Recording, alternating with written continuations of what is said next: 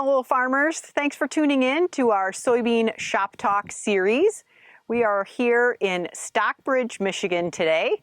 I am the Chief Executive Officer, Jana Fritz, for the Michigan Soybean Committee. Thanks again for joining us. And today with us, we have Tim Boring of Boring Farms. Nice to have you, Tim. Thanks for having me. Thanks for being with us. Today's topic is relay cropping, right? So tell us a little bit about what is relay cropping? What are you doing on your farm? Well, first, let's back up. Tell us about your farm. Sure.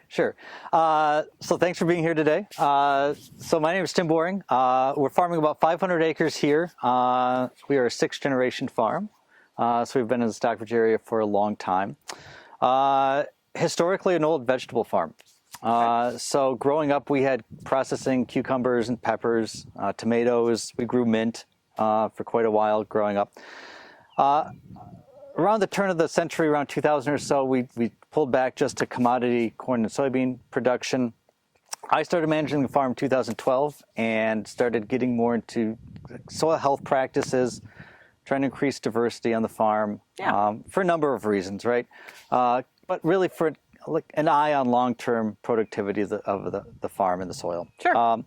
So over some time, it kind of led us into this practice here of relay cropping, really looking for, the economic justification of being able to get wheat on the farm when it just doesn't hold water compared to corn and soybeans in a straight up just monocrop situation. So knowing others have experimented with this practice, we started relay cropping here, I think in 2015. Okay. 2014, 2015. Yeah. So it's been a process of learning how to do it over the last few years, learning from other farmers around the country that are making this work. Yep. And I think we're to the point where we've got a more consistently profitable rotation now. Good. Yeah. Good. Excellent to hear. So, as you said, we're standing in front of a relay crop field. Tell us what we've got out there now, what your intentions are for planting season with soybeans, and kind of take us through the season, if you would. Absolutely. So it's not a huge departure from really how we're producing wheat traditionally. A few modifications to it, and it's just being thoughtful, I guess, with some of the small details. Mm-hmm. And really the biggest point to this too is we're more fully utilizing the growing season. With a wheat system, traditionally you harvested in early July, and we're not capturing solar radiation or water for the rest of the season to yield any direct economic benefit. Yep. Of course. Yep. I'm a firm believer that if we have cover crops growing out there, there's big, improvements into the system within that system. Sure. That's a discussion point too of are we looking for short-term economic gain, or are we looking to build something longer term? But in any event, within the relay system here, we're planting wheat with a twin row planter in the fall. Reducing the populations a bit. We're putting down around 1.2 million seeds per acre, something like that, and varying it a little bit, variable rate based on yield potential of the soil. We're in a 2-application herbicide system, so this wheat already has nitrogen on it once, so a shot of green up, then we'll come in shortly before flag leaf with the 2nd application. Mm-hmm. We'll apply herbicide here probably later this week. So the idea here is really once the weeds get up and going a little bit, but try to get in early April or something like this. And we've got a few different herbicide options we can use then that have a pretty slow rotation restriction back to soybeans. So I usually use Affinity Broad Spec, and that's about a 2-week rotation restriction back to soybeans. And even if we push that a little bit early, it doesn't seem to really significantly affect the beans. Okay. The biggest key with the system, and this is something I learned after a couple of years of playing around with this, is you have to be planting the soybeans early, as in first thing on the farm. The soybeans have to get a root structure and get some rooting volume to be able to establish themselves and compete with the wheat when we inevitably run into dry periods in July and August. Okay. The system like this has really illustrated to me too of just what a water hog wheat is at grain fill. Sure. And in a monocrop wheat situation, you just wouldn't really notice this. But when you're looking at it at an indicator plant like the soybeans next to them, if we get dry and the soybeans didn't get in early enough and established, the soybeans will die. Yep. Like just wither up, die. Yep. So like there's risk within this system. I mean, we're putting out, $60, something like that with soybean seed costs here in a few weeks. Sure. So there's some additional expenses going into it. but the idea here is then to capture more in the back end. So in terms of managing herbicide, anything like that through the remainder of the year, it's pretty standard of how you do it. The biggest trick to the whole system, really, two tricks, equipment-wise. And I think a lot of times as farmers, your mind goes to the equipment and how you make this work. Sure. You have to have a planter. What's it mean for the iron? Yeah, absolutely. You have to have a planter that's going to plant in your wheel tracks. Okay. So that's typically a 3-point planter that's shifted on the frame or a tractor out to 90-inch centers. And then making sure you don't damage the soybeans when you're harvesting the wheat. Sure. The easiest way to get into this is just a platform head, traditional way you'd cut wheat. And it can simply be as simple as putting sections of tile over your cutter bar, just so that you're pushing the soybeans down a little bit, you're not damaging them. Yep. And then you just move the combine over 15 inches or so you're driving on the wheat rows and doing as little damage as possible to the soybeans. Okay. The guys that are doing this the best, John Coots in Wisconsin, they've been into the system like 15 years. He's running a row crop head, and he's actually has spacers on his combine tires. So the combine is spaced out a little bit. The row crop head's going to do the best job harvesting the wheat with minimal damage to the beans. Okay. But it doesn't have to be that complicated to start doing it and start trying it. Okay. So before we get too far off of planting, are you adjusting your populations or have you adjusted your maturity range for your beans since you started relay cropping? So for the maturities, one of the biggest lessons I've learned with this too is you want to maximize the flowering period of the beans as much as possible. And we're on sandy loam soils here. We tend to get dry at some point. Sure. Hopefully it's only once during the growing Right. season. But I mean, the last couple of years we've certainly been dry. If you have an extended flowering period with those beans, you're maximizing your chance to set pods when you do have water. And if you're planting as early as possible, then you've got you're open a little bit more on being able to get that maturity bean all the way to harvest. But it's pushing maturities a little bit on the beans and knowing that they're probably going to get frost on the back end. Sure. But in terms of population, I'm still working on that a little bit. I'm putting down about 140,000 seeds per acre. It's in 30-inch rows. I don't have a great sense for if it needs to be more or less. Okay. It's probably going to be environmentally determined on the year to some extent as well. Trial and error a little bit. Yeah. Okay. But I mean, we're not doing anything crazy. So Nothing way high, nothing way low, pretty standard. Yep. Okay, great. So then you talked about during the season, talked about harvest. Any other financial implications that have come from relay cropping that other farmers that might be interested in this type of system should be aware of? Well, a few.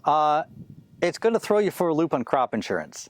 And so we're working through some of those things. I'm currently not insuring the wheat. And that's just kind of a broader risk mitigation. Like I'm always insuring the corn, sometimes the soybeans in general. But I haven't been insuring wheat. You can work through those sorts of things with crop insurance agents.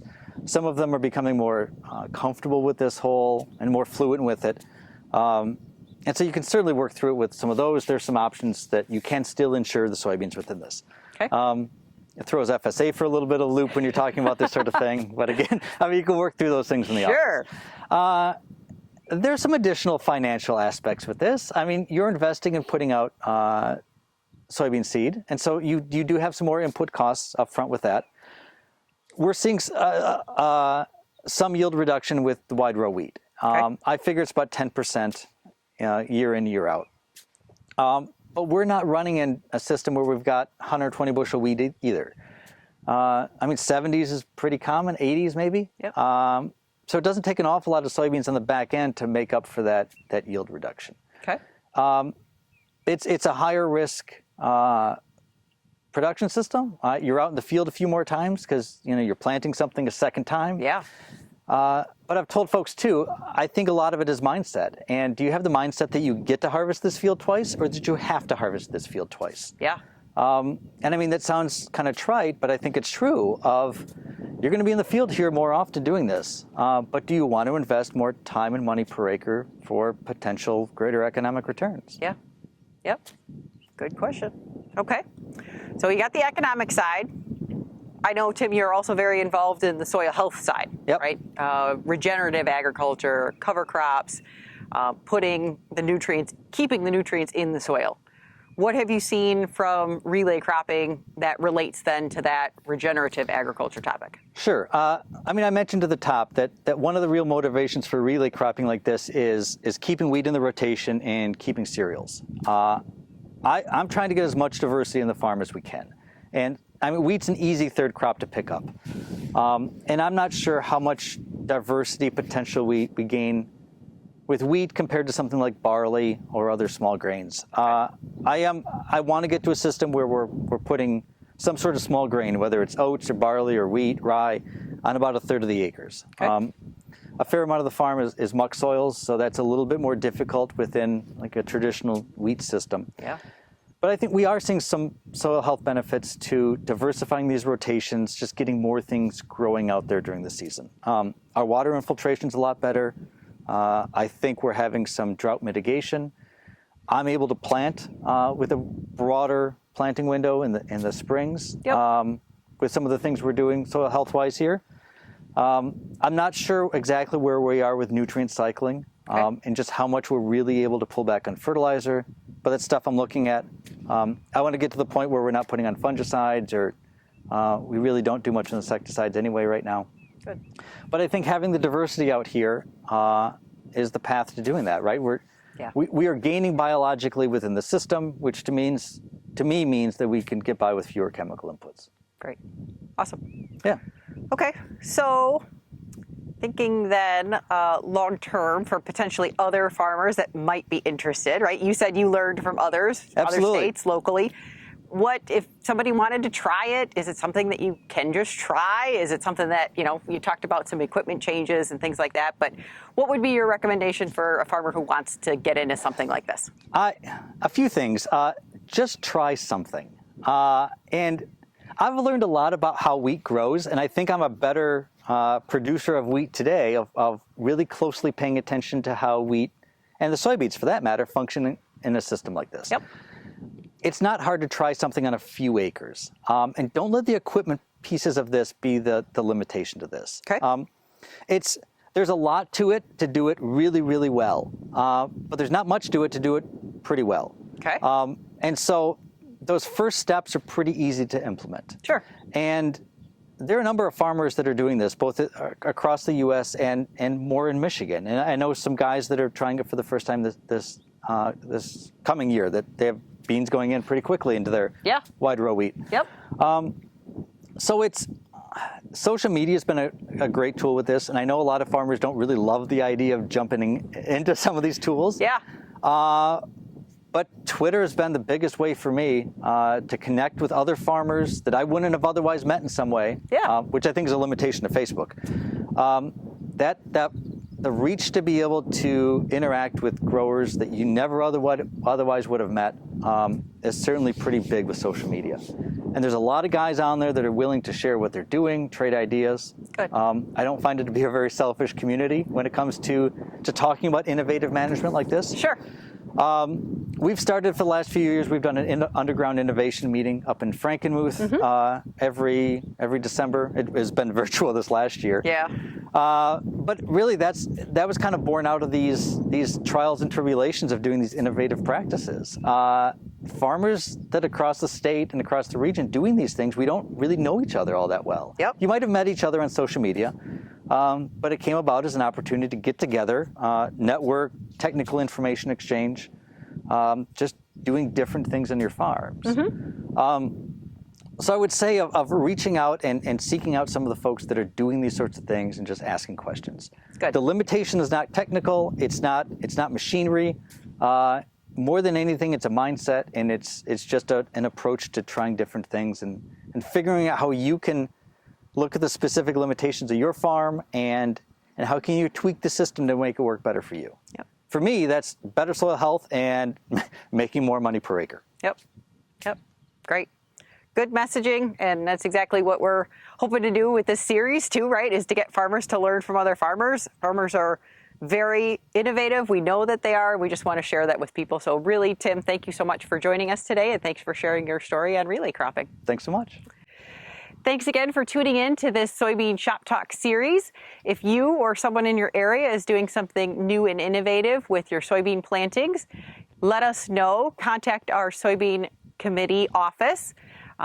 We have our Facebook page, we have our YouTube page. Check out our social media. Just get in contact with us and we can feature you or someone else doing an innovative practice on a future episode of Soybean Shop Talk. Thank you.